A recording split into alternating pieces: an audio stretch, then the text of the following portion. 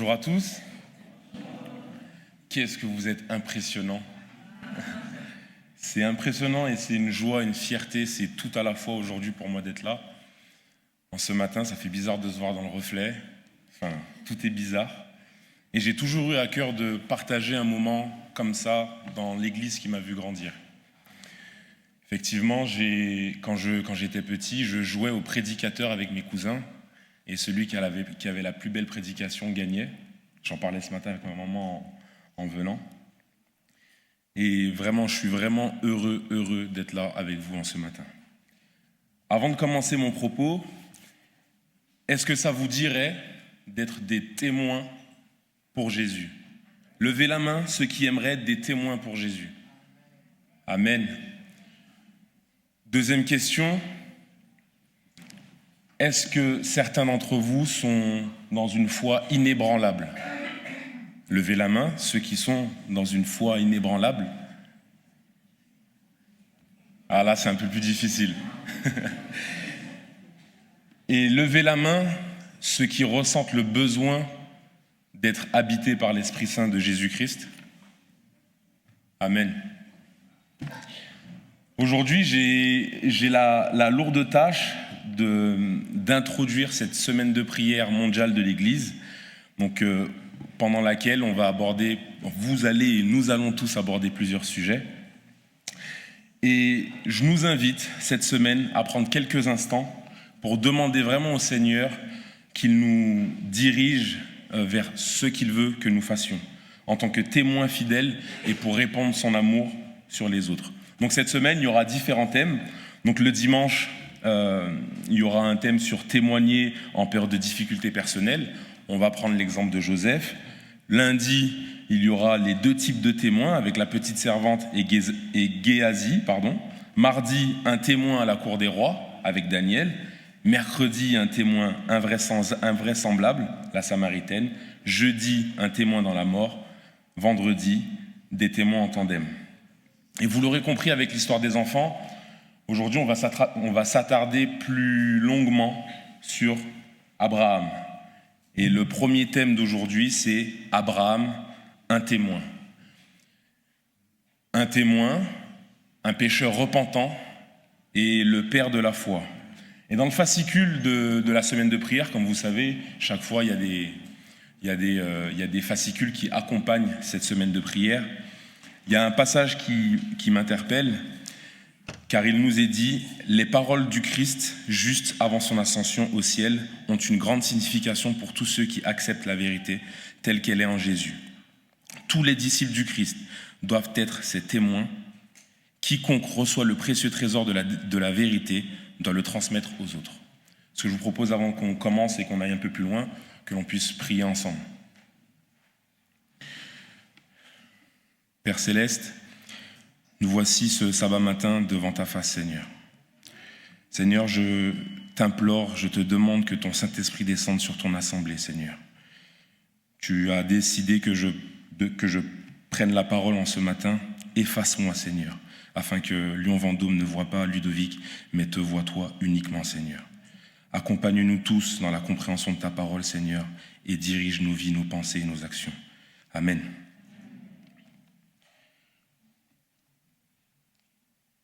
Donc dans un premier temps, comme Mandine l'a expliqué dans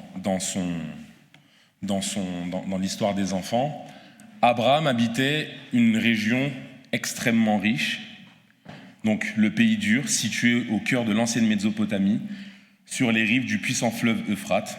Donc c'était une ville extrêmement riche, et le centre était l'empire qui attirait des commerçants du monde entier.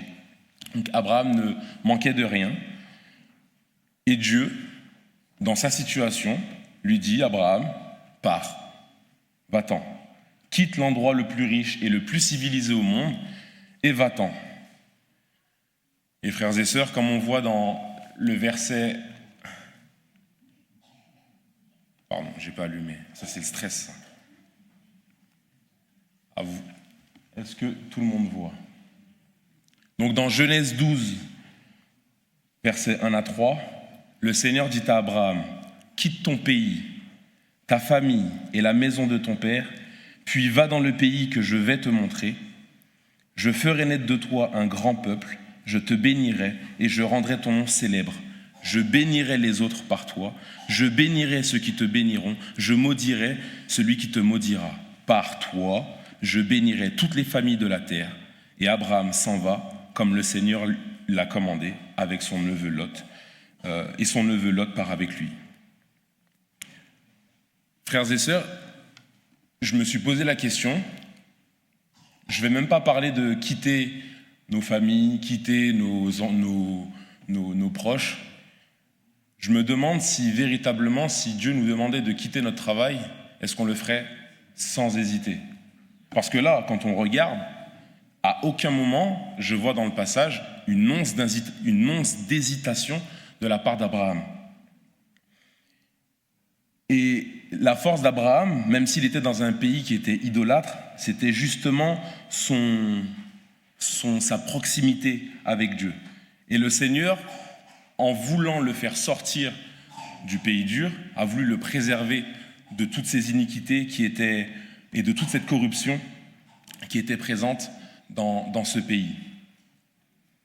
Et comme on voit dans Hébreux 18, verset 8, quelle que soit la manière dont Abraham apprit l'existence de Dieu, nous savons que c'est par la foi qu'Abraham, lors de sa vocation, obéit et partit pour un lieu qu'il devait recevoir en héritage et qu'il partit sans savoir où il allait. Et dans un deuxième verset, Genèse 15, verset 6, Abraham eut confiance en l'Éternel qui le lui imputa en justice. Frères et sœurs, c'est fou. Abraham, bien installé, je répète, Dieu lui dit pars, il part. Et du coup, je me suis demandé, mais pourquoi on ne pourrait pas être comme Abraham, par exemple? Et pourquoi Abraham a décidé de quitter toute sa famille, tous ses proches, tous ses liens? Et je me suis amusé à faire un bond dans la Bible, et je me suis dit peut-être qu'Abraham a suivi un verset de Matthieu 11, Matthieu 11, verset 29 à 30, qui dit « Prenez mon joug sur vous et recevez mes instructions, car je suis doux et humble de cœur, et vous trouverez du repos pour vos âmes, car mon joug est doux et mon fardeau est léger. » Ce qui est intéressant ici, c'est la partie qui parle du joug. Effectivement, quand on entend parler du joug, on entend parler du joug étranger. Il ne faut pas se sortir avec des gens qui sont incroyants, etc.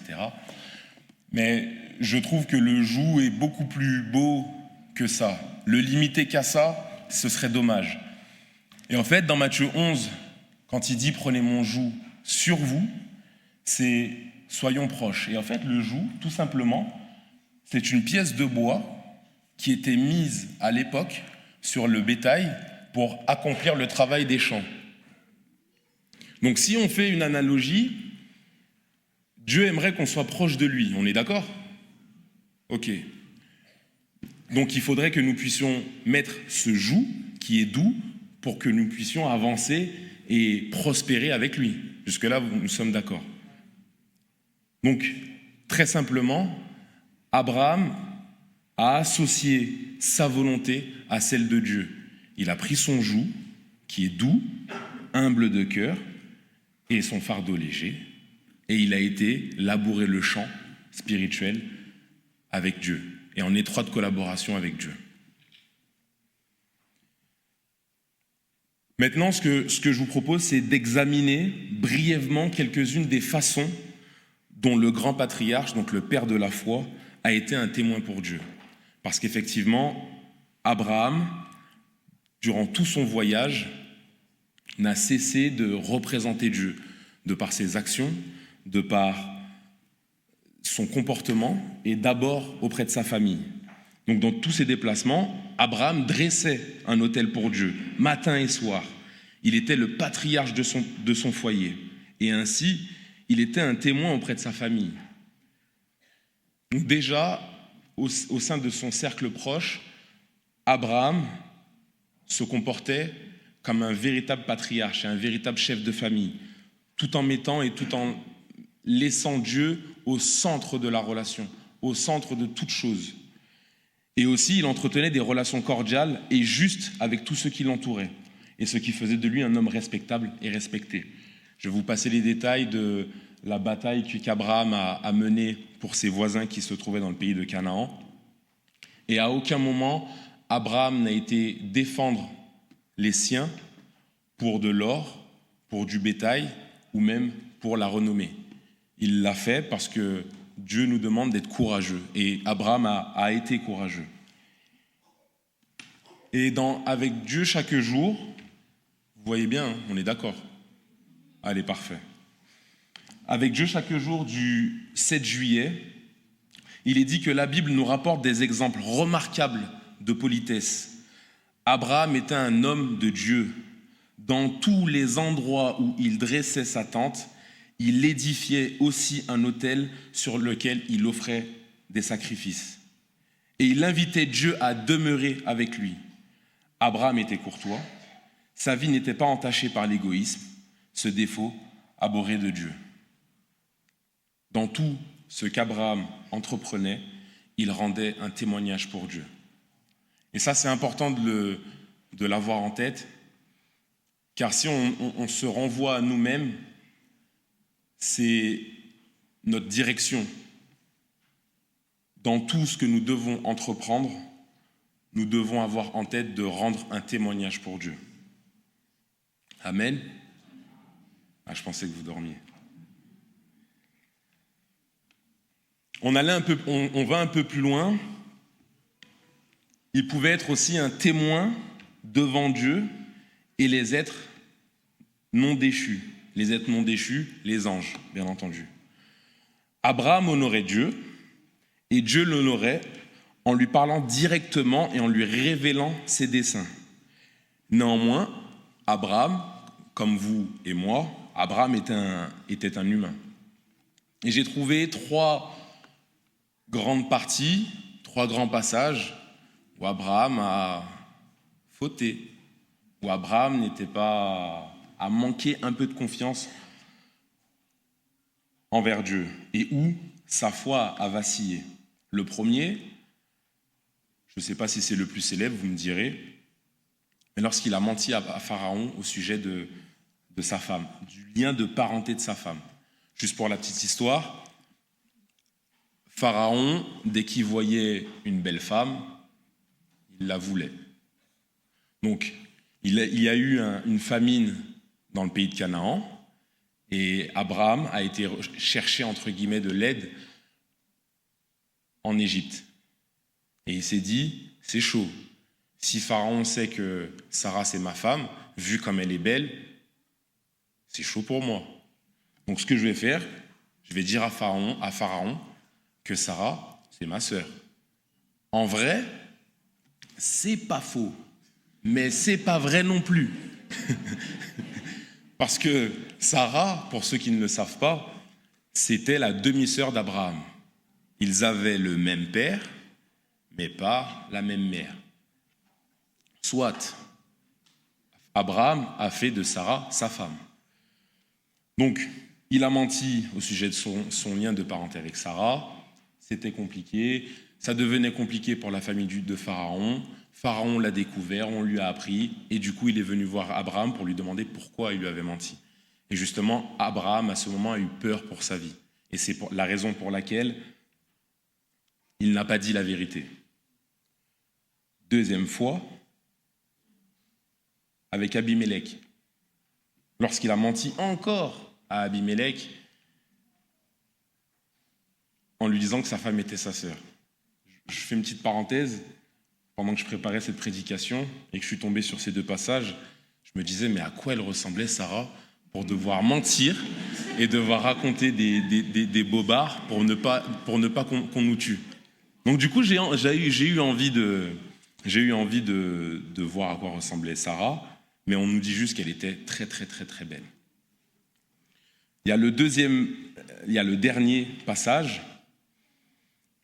lorsque Dieu lui fait la promesse qu'il va lui donner un héritier et que sa femme lui dit « Tiens, va prendre ma servante, je commence à me faire vieille, pense que les enfants, c'est fini pour moi. En plus, non, c'est même pas fini, pardon, excusez-moi, elle était stérile. Donc, elle se demandait comment Dieu allait faire pour mettre en pratique sa promesse alors qu'elle était stérile, avec un fils légitime, avec un enfant légitime. C'est très compliqué. Aujourd'hui, si demain Dieu vient me voir et me dit « Ludo, t'es stérile, mais tu auras un enfant », ou quelqu'un d'autre vient me dire « Ludo, t'es stérile, mais tu auras un enfant », je vais regarder cette personne-là, je vais lui dire « un peu plus compliqué ». Donc Sarah a encouragé Abraham à prendre Agar comme épouse pour produire un héritier. Et ça se trouve dans Genèse 16, versets 1 à 4. Et ça a donné la naissance d'Ismaël. Ces 3 exemples sont importants parce qu'ils nous montrent tout simplement que Abraham était comme vous et moi, un pécheur. Sa vie est un exemple, car elle nous rappelle que nous aussi, alors même que nous faisons encore des erreurs, Dieu peut se servir de nous et nous ramener sur le droit chemin si nous nous repentons. Amen.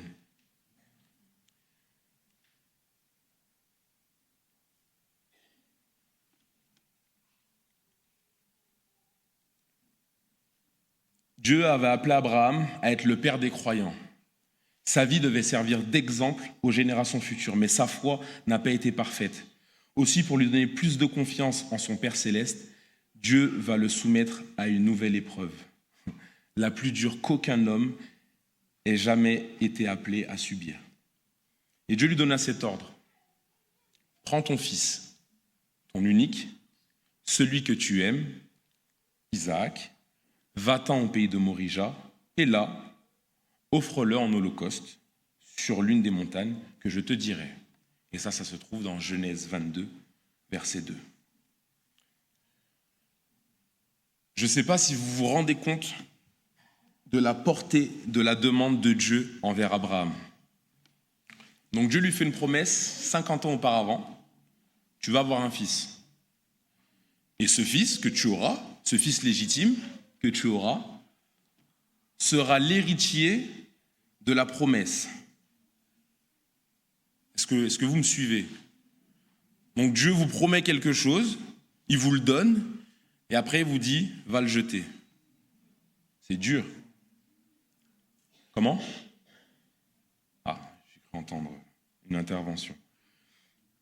Et là, Dieu demande à Abraham d'aller tuer son fils. Le plus dur, c'est que quand je lisais Patriarche et Prophète cette nuit, il est dit qu'Isaac était le rayon de soleil de son père et la consolation de sa douleur, de sa vieillesse, pardon. Alors, imaginons la douleur de ce père qui a attendu une promesse pendant 50 ans et Dieu lui demande d'aller sacrifier cette promesse. Va, prends, jette. Et ce qui m'a le plus frappé et touché dans cette étude, c'est lorsque vous analysez le voyage d'Abraham et d'Isaac vers Morija. Donc pendant les 3 jours de voyage, Abraham, je répète, alors que Dieu lui a dit « Prends ta promesse, va la jeter à la poubelle », Abraham n'a cessé de louer Dieu et d'être reconnaissant alors même qu'il s'apprêtait à tuer son fils à la demande de Dieu. Et à aucun moment, frères et sœurs, à aucun moment, malgré les apparitions de Satan pour le tenter, pour lui dire « Tu vois ton Dieu ? Est-ce que tu vois comment c'est facile ? Il t'a donné, il te reprend. » À aucun moment, frères et sœurs, Abraham n'a murmuré. Et il était même reconnaissant envers Dieu pour le temps passé avec son fils. Souvent, quand je discute avec ma maman et que je lui parle de certaines de mes épreuves, de mes difficultés, je lui parle de ça avec beaucoup de doutes. Et elle me dit, toi, tu es monsieur doute. Ça veut dire que moi, je suis capable d'aller prier Dieu. Je prie Dieu, mes genoux sont au sol, je fais monter ma prière, et quand je me relève, c'est mort. Ça va pas le faire. C'est compliqué. Abraham on lui demande de tuer son fils et à aucun moment, malgré les apparitions de Satan pour le tenter, il n'a murmuré une seule fois. À aucun moment, il n'a blâmé Dieu dans ce qu'il lui avait demandé d'accomplir. Deuxième point qui m'a frappé et qui m'a marqué, c'est le comportement d'Isaac. Parce que bien sûr, Abraham n'a pas été voir son fils pour lui dire « Fiston, dans 3 jours, je vais te sacrifier. » Vous imaginez bien que non. Il a gardé ça secret jusqu'au 3e jour. Et au moment où il a annoncé à son fils le plan de Dieu, je crois que j'ai eu les larmes aux yeux, parce que à l'annonce du plan de Dieu pour lui et pour sa vie, donc Isaac, à aucun moment il n'a tenté de s'enfuir. Abraham était âgé, frères et sœurs. Isaac était jeune. Une poussade, fini. Fini. C'est moi, mon père âgé comme lui. Papa, je suis désolé, je t'aime, mais on se voit à la maison. Une fois, j'ai fait ce coup-là à ma maman. Elle m'a déposé à l'école. Et quand j'arrive devant la barrière de l'école, j'ai fait un demi-tour, je suis arrivé chez moi avant elle. Donc, frères et sœurs, Isaac aurait très bien pu s'enfuir. Mais non. Et à quoi cela est dû?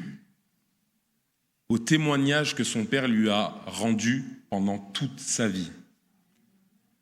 Et de par l'exemple de son père, Isaac a appris dès son enfance à obéir avec abandon et confiance.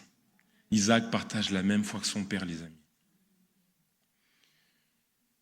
Abraham aussi devait rendre un témoignage auprès des anges, et ce qui dépassait un peu notre échelle humaine, et j'ai eu beaucoup de mal à comprendre cette perception de cette histoire, parce qu'au moment de cette histoire-là, les anges ne comprenaient pas encore à 100% le plan de la rédemption. Et puisque les anges ne comprenaient pas totalement le mystère du plan du salut, il fallait un témoin. Il fallait quelqu'un sur terre qui était capable de montrer aux anges ce qui allait être produit par le Fils de Dieu quelques années plus tard, des années plus tard.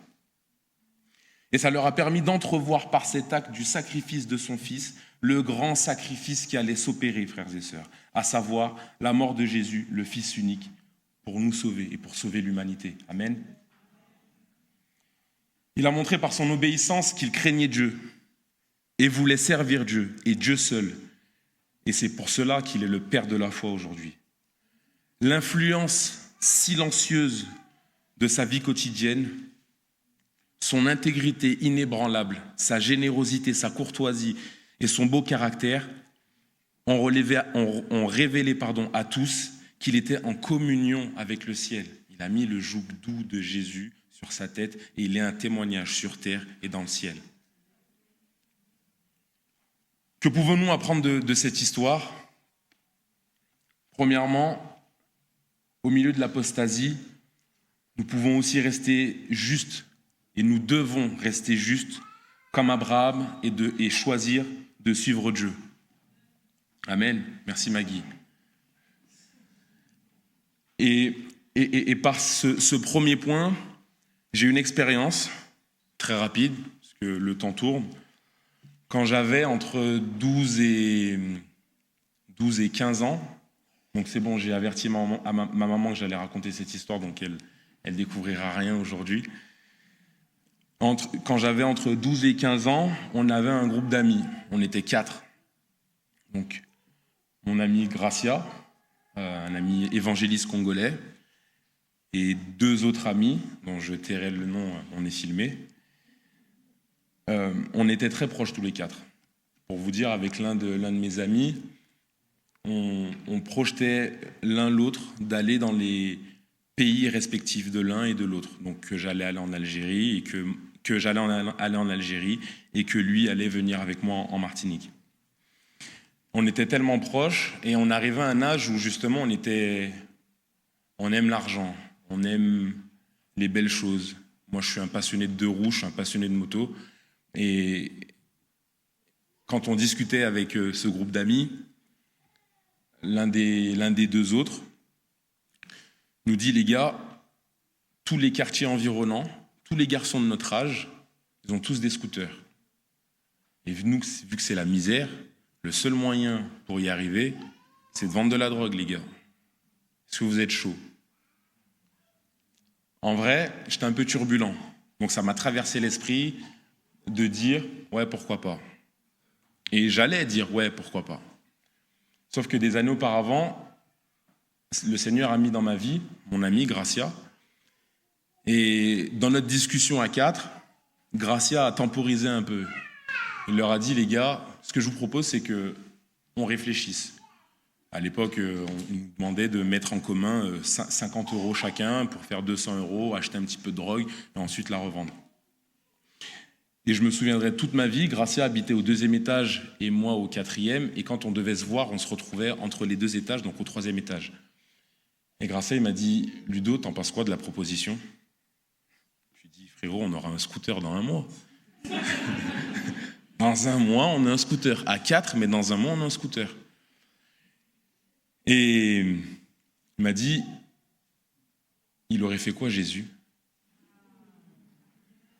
Et je me souviens, cette semaine-là, était passée à la télé une émission où justement la police venait défoncer la porte des gens.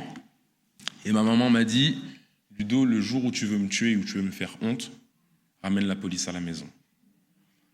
Et malheureusement ou heureusement, plutôt heureusement, on a donné notre no-go, entre guillemets, notre désaccord sur cette association.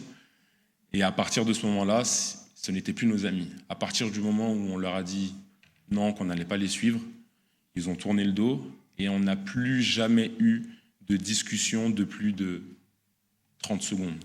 Aujourd'hui, quand on se voit, c'est bonjour, au revoir, ça va. Ils ont eu une vie particulière, on a eu la nôtre. Et je remercie le Seigneur pour cette expérience. Deuxièmement, nous pouvons être des témoins dans nos familles. Par notre façon de servir notre Dieu et par la place que nous lui donnons dans nos vies. Effectivement, encore une fois, la priorité, c'est Dieu, les amis. On a tous dans nos familles respectives des gens qui ne sont pas proches de lui, des gens qui ne lui parlent pas. Et parfois, par nos comportements, on éloigne ces personnes de Dieu, sans le savoir, peut-être en le sachant, mais on les éloigne, quoi qu'il arrive. Parce que Dieu n'est pas le centre de nos vies. C'est difficile. Hein? Et nous pouvons être des témoins pour tous ceux qui nous entourent et pour communiquer la paix. Le 4e point que l'on peut retenir de cette histoire, c'est alors que Dieu nous montre nos péchés, son seul désir est de nous sauver et de nous amener à la perfection du caractère. Ça, c'est l'un des objectifs principaux de Dieu, mis à part nous voir tous au ciel, mais c'est de nous façonner, frères et sœurs. Et enfin, et surtout, nous sommes des témoins devant l'univers entier, car les anges et les habitants des autres mondes qui n'ont pas péché regardent avec attention les choix que nous faisons tous les jours pour comprendre le mystère de la rédemption. En une phrase, Abraham a cherché à faire la volonté de Dieu. C'est en gras là. La volonté de Dieu toute sa vie. Et cela, quel que soit le sacrifice que ça lui demandait. Et en cela, et non pas pour impressionner les autres ou voilà, pour dire je sers Dieu, mais parce qu'il cherchait à rester dans l'obéissance, il fut un témoin véritable pour Dieu. Et aujourd'hui, encore une fois, il est le père de la foi, frères et sœurs. Je ne vais pas trop m'attarder. Pour finir cette histoire sur la vie d'Abraham, il y a une promesse qui nous est faite, frères et sœurs. Et elle est pleine d'espoir. Et elle est présente par 2 fois dans le livre de Genèse. La première partie, c'est Genèse 12, versets 2 à 3, qui dit « Je ferai naître de toi un grand peuple. Je te bénirai et je rendrai ton nom célèbre. Je bénirai les autres par toi. Je bénirai ceux qui te béniront. Je maudirai celui qui te maudira. Par toi, je bénirai toutes les familles de la terre. » Genèse 22, versets 17 à 18. « Je te bénirai, je multiplierai ta postérité, comme les étoiles du ciel et comme le sable qui est au bord de la mer. Et ta postérité possédera la porte de ses ennemis. Toutes les nations de la terre seront bénies en ta postérité, parce que tu as obéi à ma voix. » Amen. On pourrait penser à la lecture de ces deux passages que cette promesse est destinée à la descendance physique d'Abraham. Mais elle va beaucoup plus loin. Et elle est destinée, frères et sœurs, figurez-vous, à ceux qui garderont la foi jusqu'au bout. Et nous allons le voir dans les deux passages suivants. Dans Galates 3, versets 6 à 9. Je vais lire que la première partie. Donc ceux qui sont les fils d'Abraham sont ceux qui ont la foi. La promesse, cette promesse s'adresse donc à toutes les personnes qui auront la foi en Jésus. Amen. Dans Actes 3, versets 25 à 26, c'est pour vous qu'ils ont parlé. Dieu a fait alliance avec vos ancêtres quand il a dit à Abraham, « Par les enfants de tes enfants, je bénirai toutes les familles de la terre. » Et cette alliance est pour vous et moi, frères et sœurs. C'est d'abord pour vous que Dieu a fait venir son serviteur. Il l'a envoyé pour vous bénir. Et il détournera chacun de vous de ses mauvaises actions. Et cette promesse s'accomplit pleinement lorsque Jésus vient sur terre et meurt à la croix pour nos péchés.